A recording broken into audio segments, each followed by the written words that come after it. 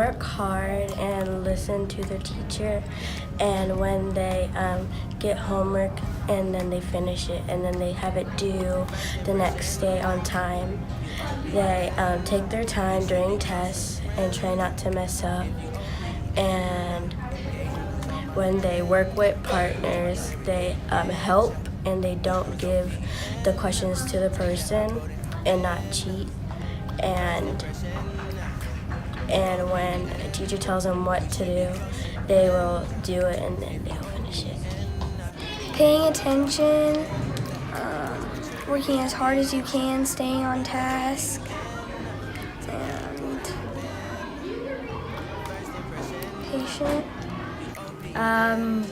Someone who listens to the teacher and learn more than they're supposed to. A good learner to me is following directions and paying attention in class and doing your work, especially when it's homework. What makes a good learner means to me that they do good in class and they follow directions and always listening to the teacher. Listening to the teacher and following directions as soon as she says, and doing your homework and everything your teacher says the first time, not arguing with your teacher, and manners. Good learners pay attention and don't get in trouble. I think a good learner is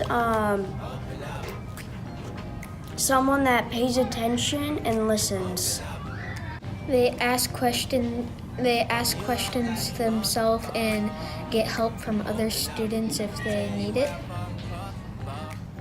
Okay, a good learner is about listening to the teacher, what they say, and don't really get what was the word again? Distracted. And they ask the teacher questions if they need to. I think good learners study and they do good on tests, and they always pay attention and never talk over the teacher.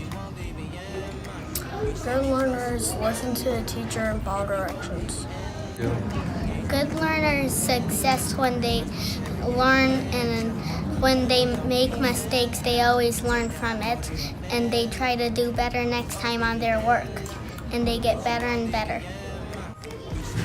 Good learners are nice and they're good at stuff and they're smart. They share their learning and to the class. Good learners listen to directions the first time and don't have to be repeated the same thing over and over again, and don't have to get help or don't have lots of questions, and just kind of know what the right thing is to do and the wrong thing is. They listen to what their teacher says. Good learners would be determined. They would listen. They would do work. They would be proactive, and they would work as hard as they can on the work. They listen really well, and they are not disrupted, and they answer questions when they know if they need to answer them, and they also listen to directions the first time, and they don't really get in trouble that much. Good learners do that.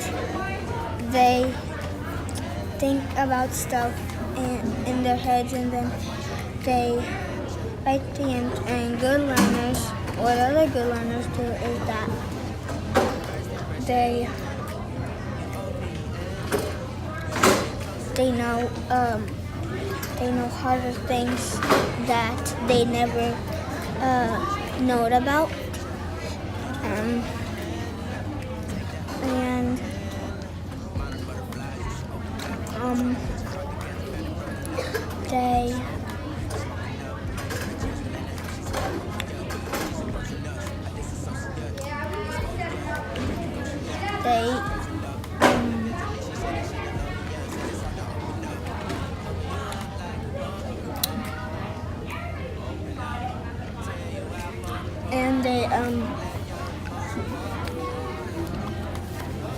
how they're good learners. They listen to their teacher, and they practice a lot on hard work at their house. Good learners stay determined, check over the work, and connect their knowledge. Talk about their writing, so they make sure they didn't forget anything. They listen. Learners listen. They ask for help when they need help. Make good choices and know our facts and read good and spell words that are right, that you know. They learn. They do good math. They be quiet when they're learning. Get learning school about shapes and learning sight words. I think they learn lots of things and have fun. Open up, shut it down like a Macintosh. Learner dispositions help my students because it gives them life skills, and it helps them to think about their learning and what they're doing in their learning. For example, something that we have done is in 5th grade worked on a lot of like reflecting in their learning, and students will maybe look back at old work that they've done and use that to help improve their new work. And so it's just life skills that they're going to have to take throughout their time in school and beyond, and it's preparing them for that. I think that the learner dispositions help my students learn because it helps them be more aware of what they know and what they don't know, and how to seek help when they get frustrated or they feel like they get stuck. As our class gets more familiar with effectively using the learning dispositions, it helps the students grow the skills that they need to learn new concepts and ideas, and helps them understand that they are learning those new ideas, which furthers their learning. All right, learner dispositions help my students realize that it's okay to make mistakes and to not know things, and it kind of shows them that they just need to find where they are and where they need to be, and it gives them tools to get there.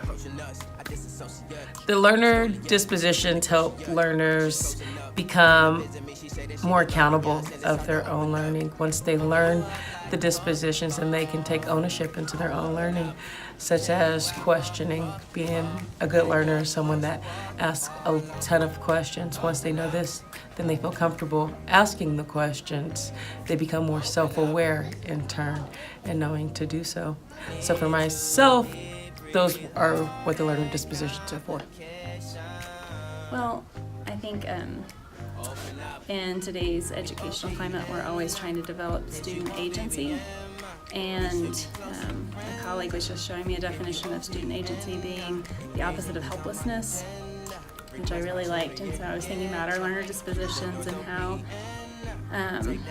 they really are designed to help kids avoid helplessness in the classroom, but not just in the classroom, but in their lives. And they're transferable to everything. So if a kid is able to be determined and to reflect and be self-aware and all, wonder about things, all of these dispositions. If they have those skills, then they're not going to be helpless in their lives. They're going to know what to do when things get hard, whether it's in math or reading or in a job someday. So that's how I think that they're valuable to our kids.